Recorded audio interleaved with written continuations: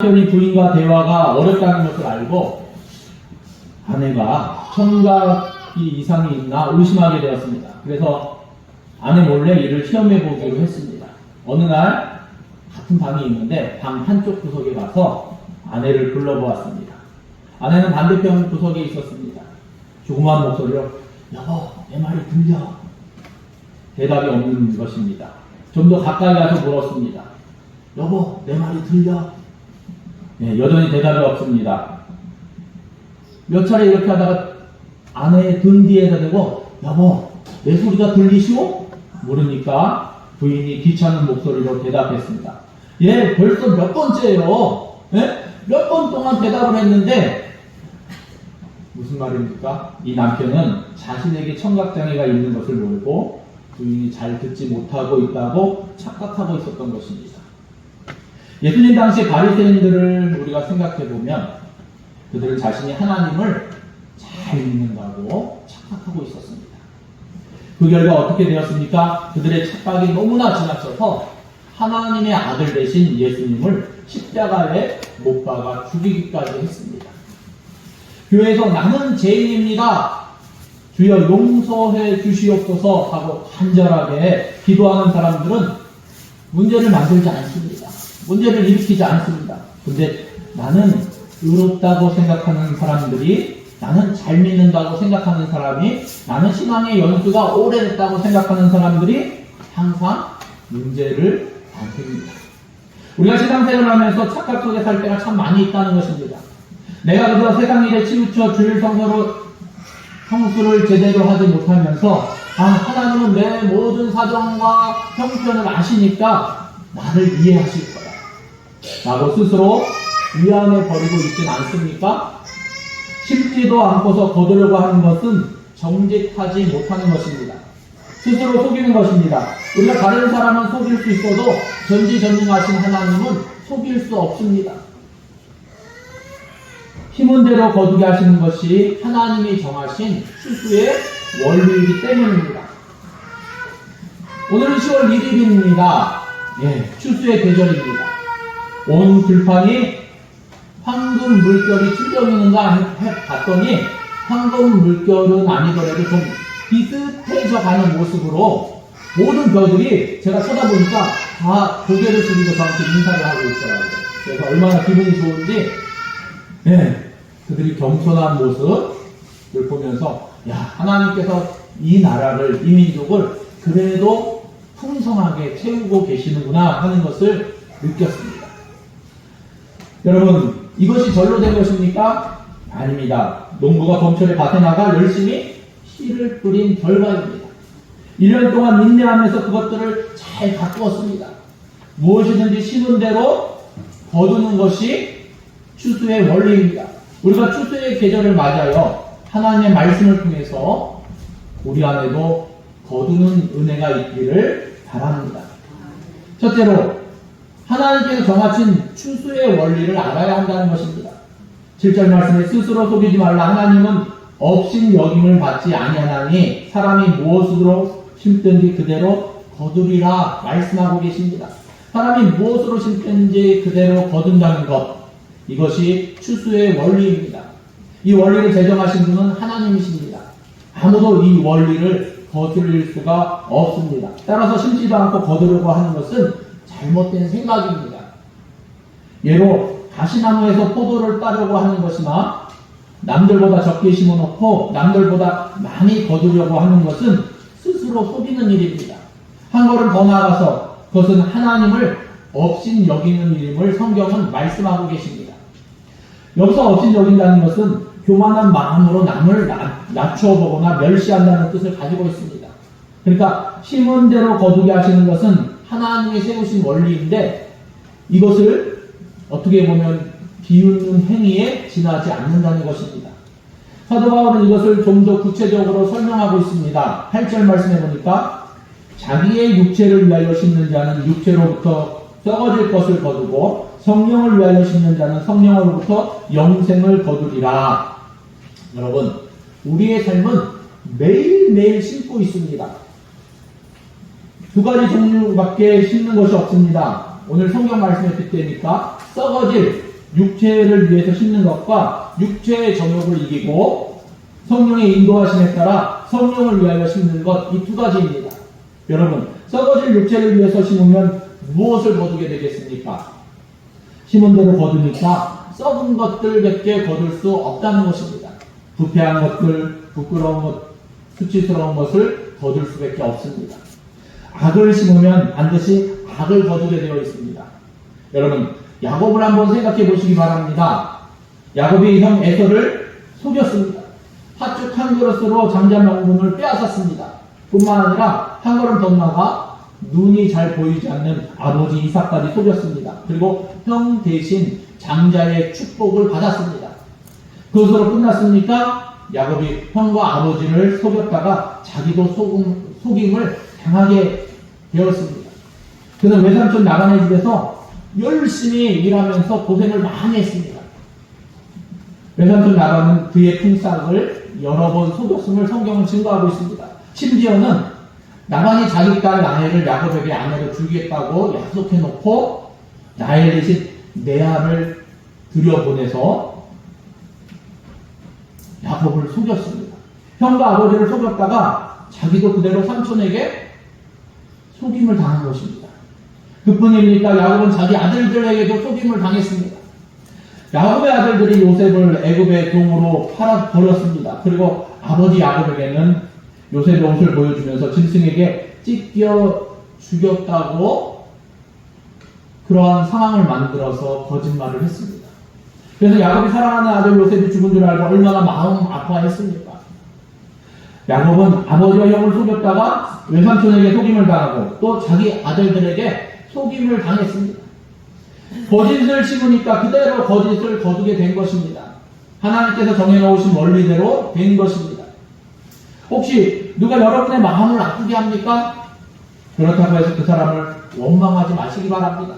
그 사람을 탓하기 전에 여러분의 가슴 속에 한번 손을 얹고 혹 내가 다른 사람을 이렇게 아프게 하진 않았는가 생각해 보기 바랍니다.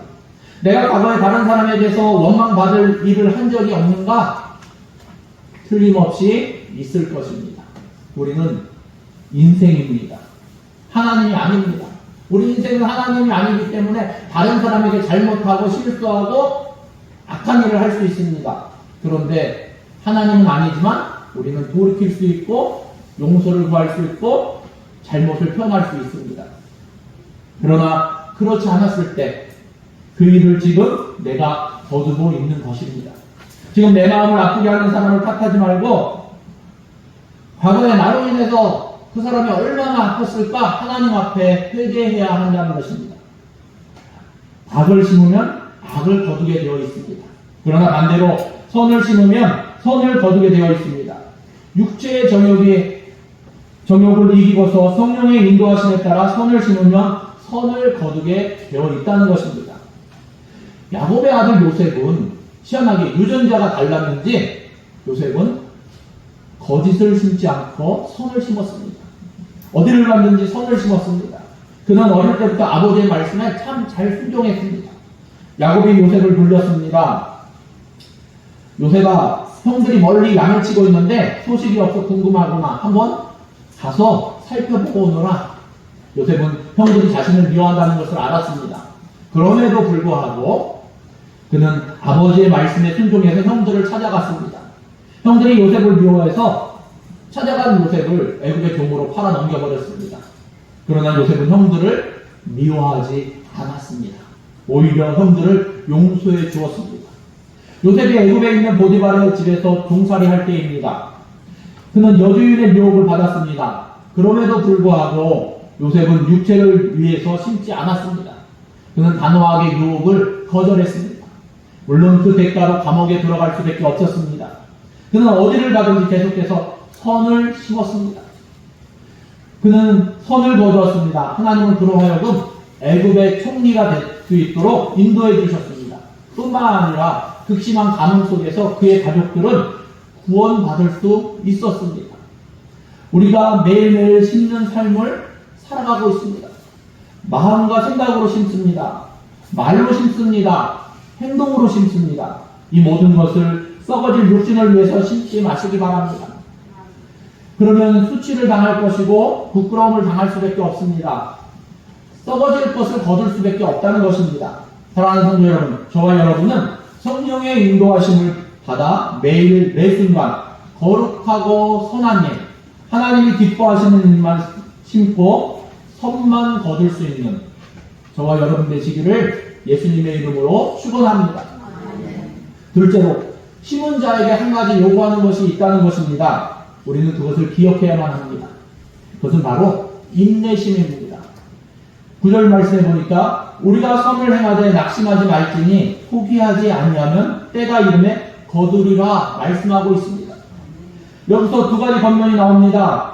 하나는 선을 행하되 낙심하지 말라는 것입니다. 또 하나는 포기하지 아니하면 때가 이름에 거둔다고 말씀하고 계십니다. 우리는 선을 행하다가 낙심할 때가 많이 있습니다. 왜 그렇습니까? 열매가 빨리 보이지 않습니다. 나는 선을 행하려고 하는데 다른 사람들이 몰라줄 때도 낙심하게 됩니다. 여러분, 열매는 맺혔습니다. 우리가 예수 그리스도를 믿음으로 열매는 맺혔는데 아직 설이 익었습니다. 맛이 없습니다. 네, 그 차이뿐입니다. 우리가 서툽니다. 우리가 사랑을 표현하는데 사랑이 익숙하지 않으니까 서툽니다. 설이 익었습니다. 그래서 마음으로 저 사람에게 관심을 표하고 사랑을 표해야 되는데 근데 우리 행동이나 말은 서툴어서 저 사람한테 미안하다고 용서를 구해야 되는데 서툴어서 아직은 설익은 모습들이 있습니다. 그렇지만 하나님께서 성령의 능력 안에서 우리를 완전하게 익숙하고 푹 성숙하고 완전히 익은 열매를 맺게 하실 것입니다. 그렇기 때문에 낙심하지 말기 바랍니다. 하나님은 우리에게 말씀하십니다. 선을 행하되 낙심하지 말지니 포기하지 않으면 하나님이 정하실 때 아름다운 열매를 맺게 될 것이라고 분명히 말씀하셨습니다. 19세기 말에 영국에 있었던 일입니다. 도시에 살고 있던 한 소년이 시골로 놀러 갔습니다. 그런데 그만 물가에 놀다가 물속에 빠지고 말았습니다. 허우적거리고 있었습니다. 금방이라도 물속에 빠져 죽을 것 같았습니다. 그때 시골에 살고 있는 한 소년이 용감하게 물속으로 뛰어들어 익사 직전에 그 소년을 구해냈습니다. 여러 해가 지났습니다. 시골 소년은 그때 일을 까맣게 잊어버리고 있었습니다. 선을 행하고 잊어버리고 있었던 것입니다. 그런데 시골 소년에게는 꿈이 있었습니다. 의과대학에 진학해서 열심히 공부함에 훌륭한 의사가 되고자 하는 꿈이 있었습니다. 그의 부모님은 그를 공부시킬 여력이 되지 않았습니다. 그래서 그는 그를 그냥 꿈으로만 간직하고 있었습니다. 그런데 어느 날이었습니다. 멀쑥하게 차려입은 도시 소년이 그를 찾아왔습니다. 과거에 자신의 생명을 구해준 것에 대해 잊지 않고 찾아온 것입니다. 이런저런 이야기 끝에 도시 소년은 이 시골 소년의 꿈을 알게 되었습니다. 그리고 형편이 되지 못해서 그냥 꿈만 갖고 있다는 사실을 알게 되었습니다. 반면 도시 소년의 아버지는 귀족이었습니다. 부자였습니다. 그는 얼른 집으로 돌아와서 자기 아버지에게 돌렸습니다. 시골 소년에게 장학금을 주도록 만들었던 것입니다. 그래서 시골 소년의 꿈이 이루어질 수 있었습니다. 그는 의과대학에 진학해서 훌륭한 의사가 되었습니다. 이 이야기에 나오는 도시 소년이 누군지 우리가 이 이야기를 많이 알기 때문에 아시는 분들도 계실 것입니다. 바로 2차 대전을 승리로 이끌었던 영국의 위스턴 처칠 수상입니다. 그리고 시골 소년은 푸른 곰팡이 페니실린을 발명해 수많은 사람의 생명을 구원하고 후에 노벨 의학상을 타게 된 알렉산더 플레밍입니다. 그러나 이야기는 이것으로 끝나지 않습니다. 처칠이 2차 대전 중 너무나 과로해서 그만 쓰러져 폐렴에 걸렸습니다. 과거 같았으면 이 폐렴이라는 병은 생명을 앗아갈 수 있는 병입니다. 영락없이 죽을 상황에 처해 있었습니다. 그런데 처칠은 이 프레밍이 만든 페니실린 주사를 맞고 살아날 수 있었습니다. 그는 그 뒤로 건강을 회복해서 20년을 더 살게 되었고 은퇴하고 나서 열심히 글을 썼습니다. 그리고 그도 1953년 노벨 문학상을 수상하게 되는 영광을 누렸습니다. 말하자면 플레밍은 플레밍대로 자기가 심은 대로 심은 것을 때가 되니까 거두게 되었고 처칠은 처칠대로 자기가 심은 것을 값지게 거둬들였던 것입니다.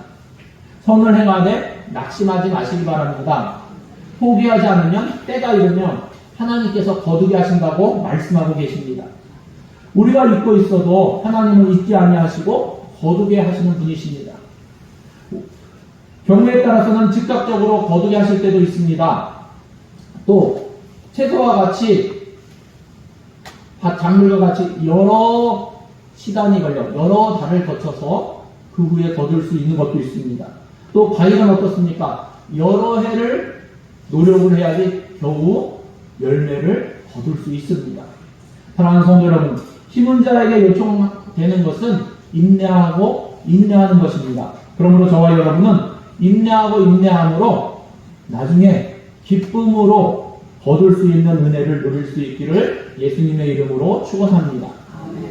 셋째로 추수의 원리를 나의 삶에 적용해야 한다는 것입니다.